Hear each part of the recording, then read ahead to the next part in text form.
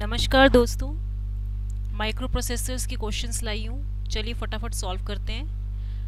First question है, when ever a large memory is required in a microcomputer system, the memory subsystem is generally designed using SRAM, that means static RAM, dynamic RAM, that means DRAM, both static and dynamic RAM और ROM। तो always remember, जब भी हम large memory की बात करते हैं in a microcomputer system, तो हम हमेशा dynamic RAM use करते हैं। We always use dynamic RAM, that is DRAM for large memory। Next question is, the current address register is programmed by the CPU as bitwise, bitwise and bitwise or bytewise and none of the mentioned। देखिए आपका जो 1 bite होता है, 1 byte is equal to 8 bits, तो यानी कि that means जो bits हैं it is always smaller than the byte, है ना। तो यहाँ पे जो हम करंट एड्रेस रजिस्टर CAR जो होता है, जब हम CPU के थ्रू प्रोग्रामिंग करते हैं तो it is mainly done by byte wise method. ठीक है, it is byte wise programmed by the CPU, that is lower byte first and the higher byte later. इसका मतलब क्या है कि lower byte is written first and then higher byte is programmed later. ठीक है, next question है आपका third question, the serial communication is cheaper communication, requires less number of conductors or slow process of communication or all of the mentioned। See, serial communication जो होता है, serial means serial wise, ऐसे जो होता है ना, तो serial communication it always requires less number of conductors, that's why it is cheaper। Why it is cheaper? Because it requires very few amount of conductors and therefore its cost is low। It is slow. Why it is slow? Because its bits are transmitted one by one। Since its bits are transmitted one by one along with what? Along with start, stop and parity bits, that's why it is you can say it is cheaper and it is slow। Its speed is slow in nature because the bits has to be transferred or transmitted one by one using start, stop and parity bits। Next question is, that means its right answer will be all of the mentioned, that is the fourth one is the right answer। Next question is, the register that holds the data during memory to memory data transfer is it mode register, temporary register, command register or mask register? See, the register that holds the data memory to memory data transfer, this is memory, this is also memory। Okay, if this is your memory and memory to memory data transfer has to be done, then it mainly requires temporary register, because temporary register has only the tendency or capacity to hold the data during memory to memory data transfer। After the completion of transfer operation,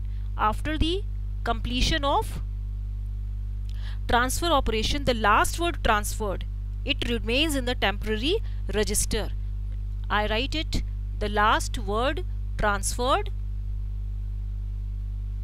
remains in temporary register, okay, until it is cleared by the reset operation, until it is cleared by reset operation।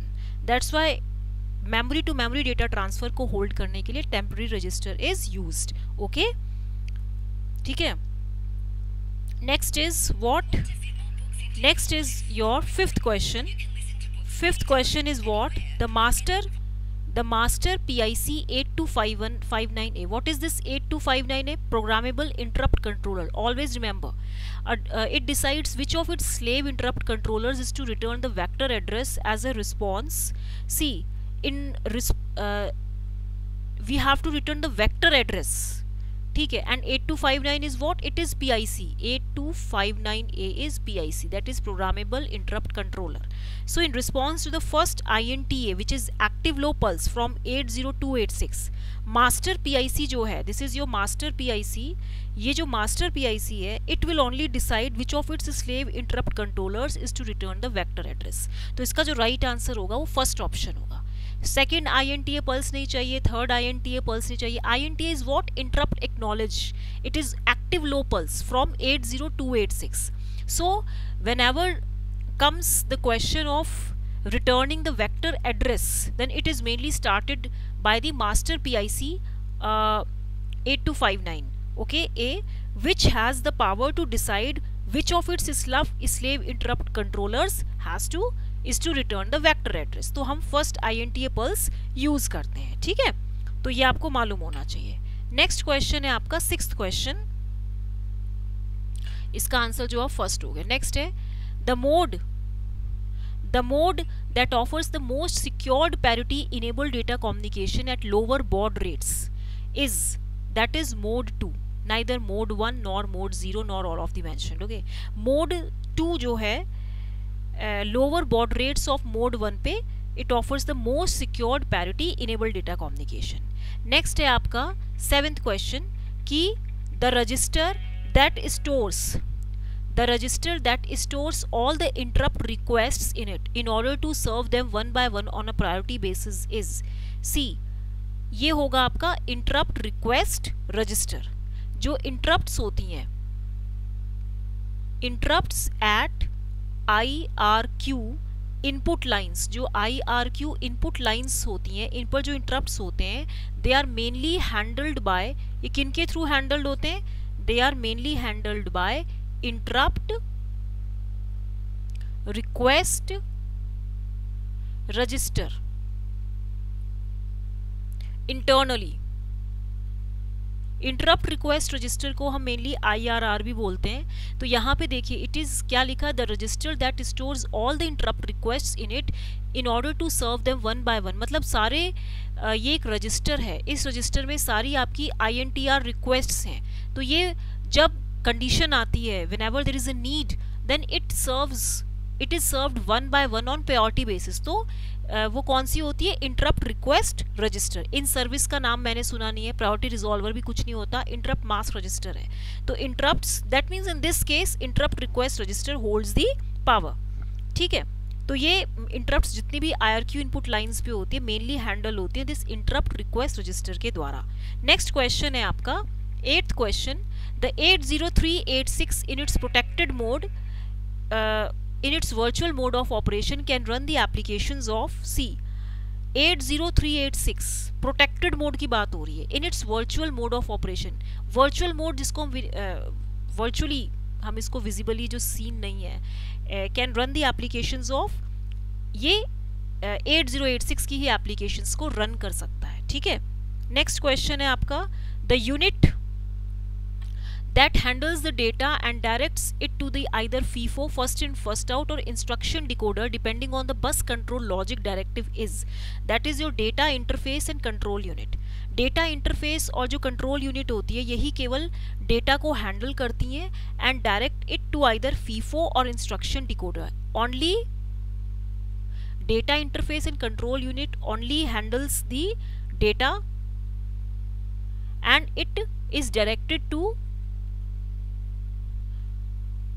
Either FIFO, या तो ये FIFO को करेंगी और instruction decoder को करेंगी depending on किस पे? बस कंट्रोल लॉजिक डायरेक्टिव पे. तो आपका ये 4th one is the last option. Next है आपका 10th. The field in which dynamic RAM is more complicated then the static RAM is complexity, interfacing circuit, execution unit और कॉस्ट. इंटरफेसिंग सर्किट के मामले में DRAM is more complicated then static RAM, क्योंकि इसमें जो refreshing mechanism होता है और जो एडिशनल हार्डवेयर होता है, the requirement of the refresh mechanism and the additional hardware and additional hardware required makes the interfacing circuit of DRAM more complicated than the static ReRAM. तो interfacing circuit इसका last answer होगा. Next second option होगा. Next है the unit that may act as an interface between the front end and the out of order execution engine in the pipeline flow is, वो होगा आपका micro op QE. Micro op stack भी नहीं होगा, micro ops भी होंगे, none भी नहीं होंगे. माइक्रो ऑप QE जो होता है it acts as an interface between the front end and the out of order execution engine. ठीक है. नेक्स्ट क्वेश्चन है आपका 12th question. In which of the following addressing mode the offset is obtained by adding displacement? Offset हमें कैसे मिल रहा है? By adding displacement with the contents of source index. तो किस में मिलेगा ये? जब इसमें हमें displacement भी ऐड कर रहे हैं with the contents of source index, तो ये आपका होगा indexed mode. In an indexed mode जो offset होता है it is obtained by adding displacement with the contents of an index register. ये आपका क्या है? SI एक index register है. तो जब भी हम index register में कोई displacement add करते हैं so we get the offset. तो ये आपका indexed mode है. ठीक है, तो इसीलिए आपका ये आंसर आएगा. नेक्स्ट है the register window used to point the number of physical register is infinite, no that are currently used, no finite, unused भी नहीं होगा. द रजिस्टर विंडो जो कि किसी नंबर ऑफ फिजिकल रजिस्टर्स को पॉइंट आउट करती है, ठीक है, दैट इज फाइनाइट, वो फाइनाइट होता है. तो third is the last option. Next question है आपका the control unit functions in establishing.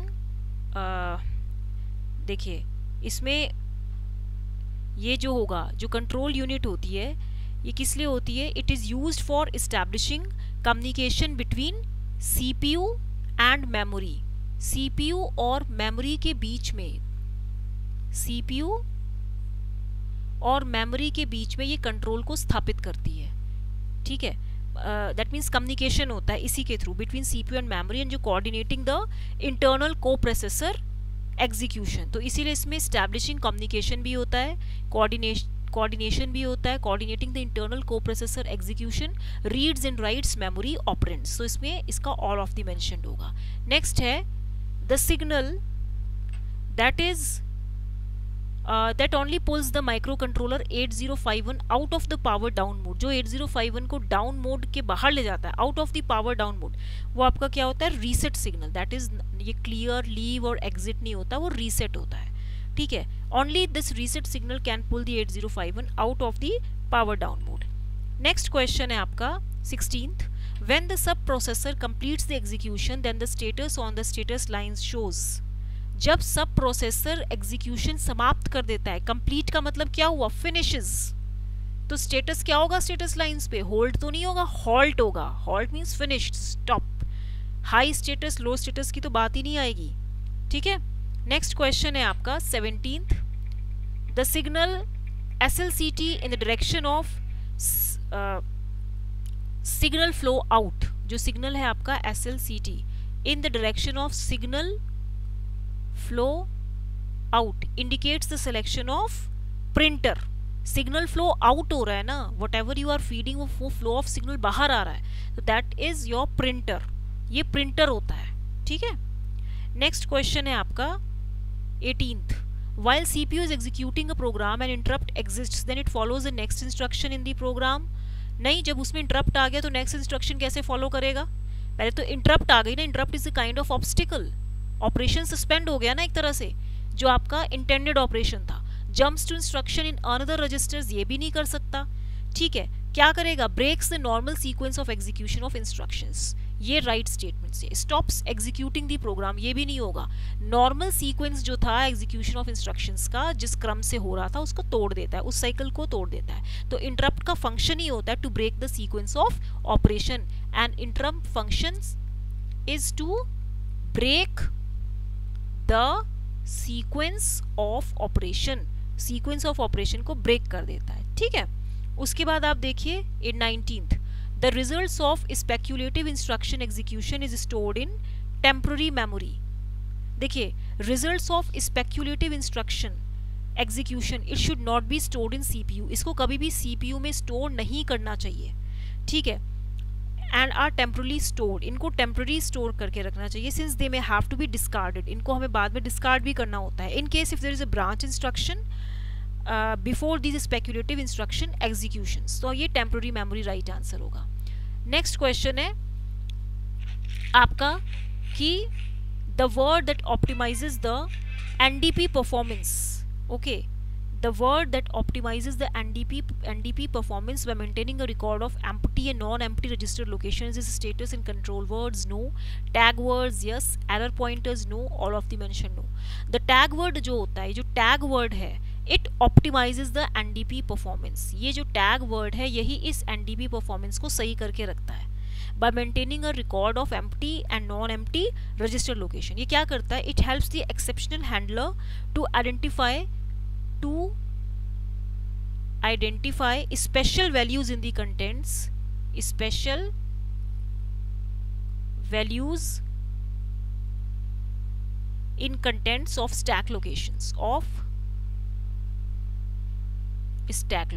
The main function of tag is to optimize the NDP performance by identifying special values in contents of stack locations. उसमें जाके देखता है कि special values किसके पास है. तो tag words जो हैं ये right answer है. ठीक है. तो till then आपको अगर ये अच्छा लग रहा हो, मेरा पढ़ाने का ढंग, क्वेश्चंस अच्छे लग रहे हो, तो इसको लाइक शेयर सब्सक्राइब करना मत भूलिएगा. Till then, goodbye.